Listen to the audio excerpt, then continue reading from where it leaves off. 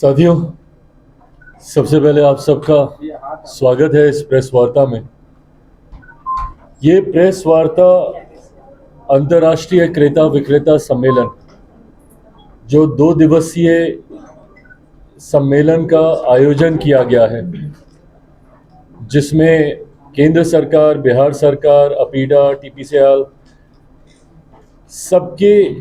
सबके सहयोग से इस 2 दिवसीय सम्मेलन का आयोजन किया गया। इसका लक्ष्य बिहार के उद्यमियों को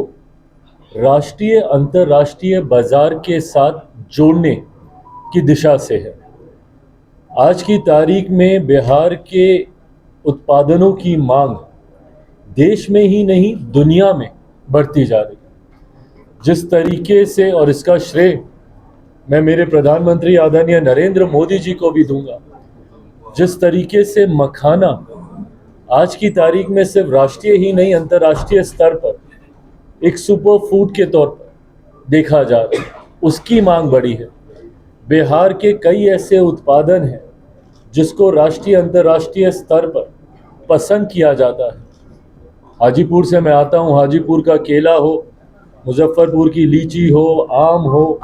ये तमाम ऐसी चीज़ें हैं, अनानास हो, ये तमाम ऐसी चीज़ें हैं जिसकी मांग अंतर्राष्ट्रीय बाज़ारों में भी बीते कुछ वर्षों में बढ़ी है। ऐसे में एक विधिवत व्यवस्था तैयार करने की सोच के साथ इस 2 दिवसीय सम्मेलन का हम लोगों ने आयोजन किया, जिसमें लगभग 20 देशों के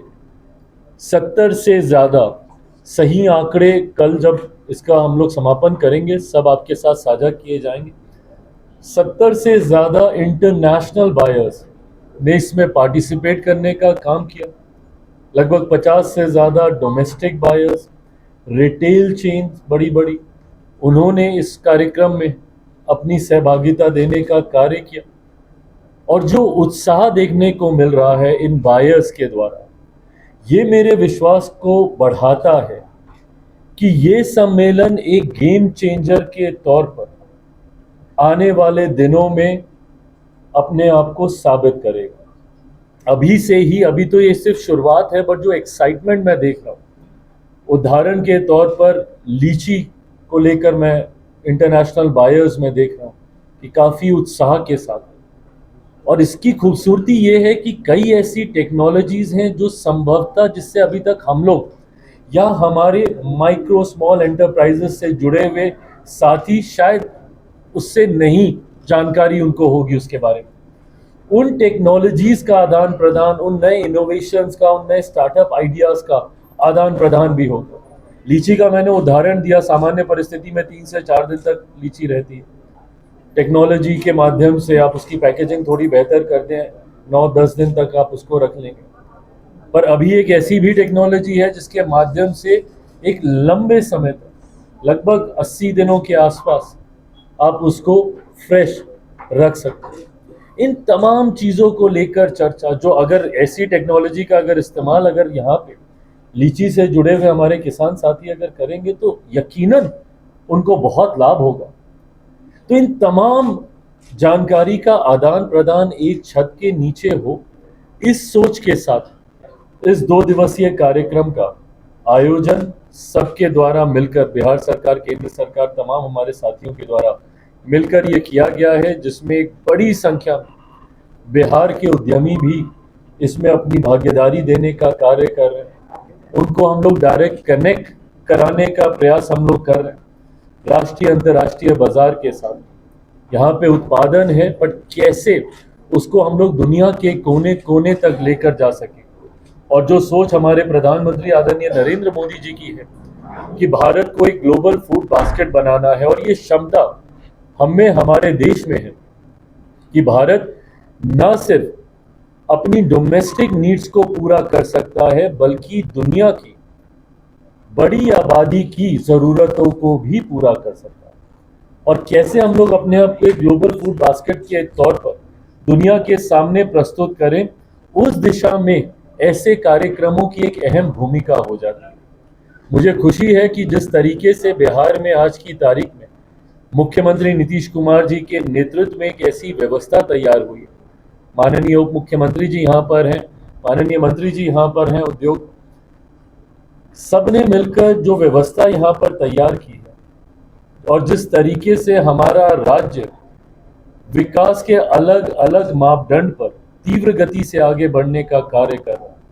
जिसमें कनेक्टिविटी भी एक अहम भूमिका निभाती है। लंबे समय से हम लोग चाहते थे कि बिहार पटना का एयरपोर्ट बेहतर हो। आज आप देखिएगा जल्दी उसका उद्घाटन हो रहा है। वर्ल्ड क्लास स्टैंडर्ड का हमारा पटना का एयरपोर्ट, बीटा का हमारा एयरपोर्ट आने वाले दिनों में, अलग अलग एयरपोर्ट को उसी तरीके से विकसित करने की सोच, ये राष्ट्रीय अंतर्राष्ट्रीय स्तर पर हमारी कनेक्टिविटी को बढ़ाता है। ड्राई पोर्ट का जिक्र अपने संबोधन में उद्योग मंत्री जी ने किया, उसके माध्यम से विधिवत तरीके से अब हम लोग अपने एक्सपोर्ट को हम लोग नियंत्रित कर सकते हैं, उसकी जानकारी विस्तृत तौर पर हम लोग के पास आ सकती है। सड़कों की कनेक्टिविटी को हम लोगों ने बेहतर किया ताकि लॉजिस्टिक पे हम लोग अच्छे से काम कर सकें। किसान भले किसी भी दूर दराज के कोने में अपने उत्पादन को, अपने प्रोड्यूस को करे, बट उसको पटना तक लाने में या अलग अलग राज्यों में भेजने में किसी तरीके की दिक्कत ना, ये तमाम तरीके की ये व्यवस्था इस डबल इंजन की सरकार के द्वारा तैयार की गई है। और मुझे लगता है यही खूबसूरती है डबल इंजन सरकार की कि किस तरीके से केंद्र सरकार, राज्य सरकार इस साथ में बैठकर हैंड एंड ग्लव्स की तरह मिलकर हम लोग कार्य करने का हम लोग काम करते हैं। परिणाम है कि एक निफ्टम जो फूड टेक्नोलॉजी से जुड़ा हुआ एक ऐसी संस्थान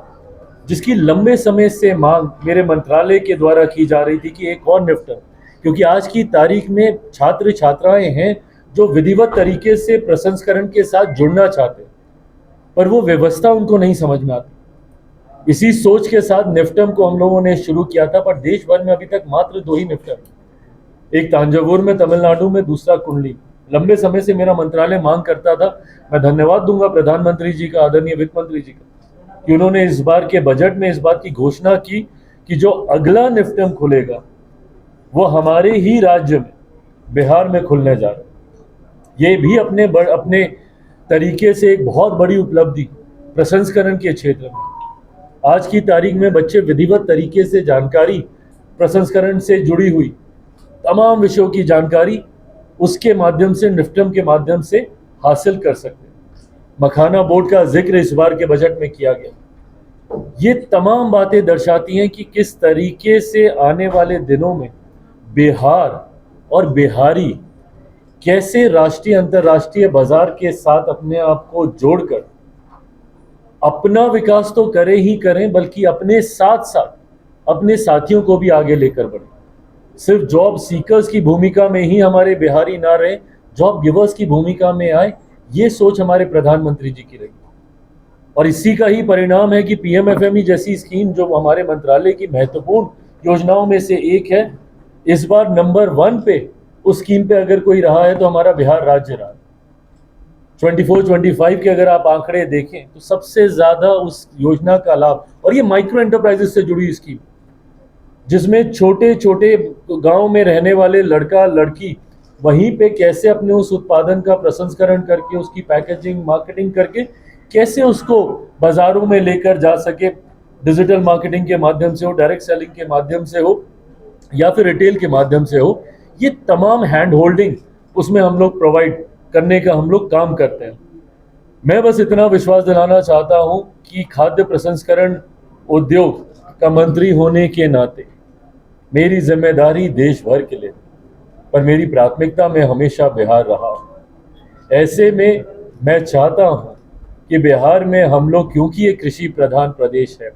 एक ऐसी व्यवस्था हम लोग तैयार करें ताकि एक बड़ी आबादी जो कृषि से जुड़ी हुई है, कैसे विधिवत तरीके से उनको वो पूरी व्यवस्था, इकोसिस्टम तैयार मिले, जिसके माध्यम से वो राष्ट्रीय अंतर्राष्ट्रीय स्तर पर अपनी पहचान बना सके। और उसके लिए मैं विशेष तौर पर मुख्यमंत्री जी का धन्यवाद करूंगा,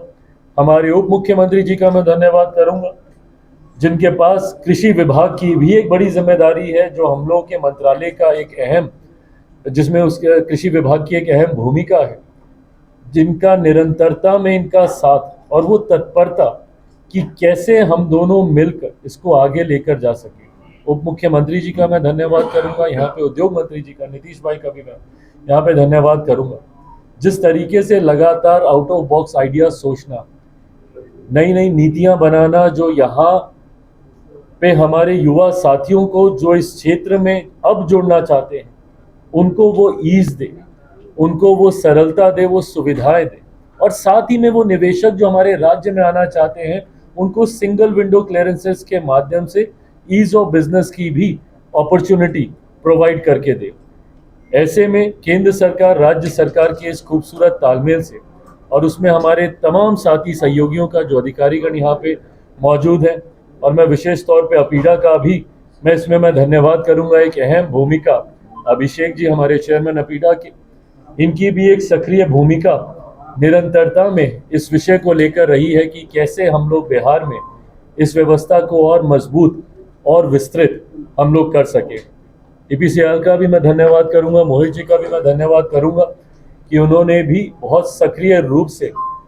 अपनी भूमिका न सिर्फ इस कार्यक्रम में बल्कि इसके अलावा भी उन्होंने निभाने का उन्होंने हमेशा प्रयास किया है। आज मैं अपनी बातों को समाप्त करते हुए बस इतना कहूंगा कि इन 2 दिनों के बाद आंकड़े